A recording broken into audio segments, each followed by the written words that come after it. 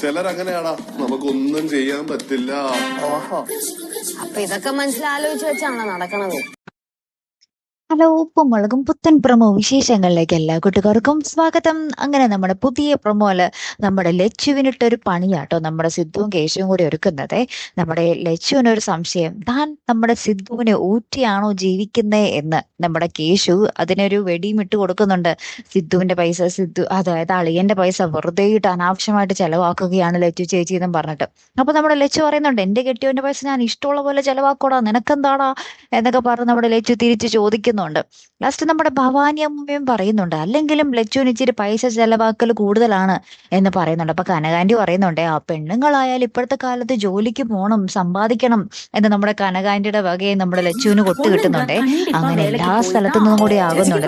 പാറക്കുട്ടി വരെ നമ്മുടെ ലച്ചുവിനെ കൊട്ടുന്നുണ്ട്.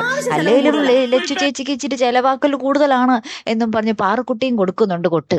ലാസ്റ്റ് നമ്മുടെ ലച്ചു ബെഡ്റൂമിൽ പോയിട്ട് ഭയങ്കര സങ്കടത്തിലിരിക്കുവാട്ട്. അങ്ങനെയാണോ ഞാൻ അല്ലല്ലോ എന്നൊക്കെ പറഞ്ഞ് ഇനി ഭയങ്കര സങ്കടത്തിലിരിക്കുന്ന ഒരു രംഗങ്ങളാട്ടോ കൂട്ടുകാരെ ഏറ്റവും ഒടുവിൽ കാണുവാൻ സാധിക്കുന്നതേ. കാത്തിരുന്നതിന് കാണാട്ടോ. അടുത്തൊരു വീഡിയോയുമായി വരുന്നത് വരയ്ക്കും ഗുഡ് ബൈ.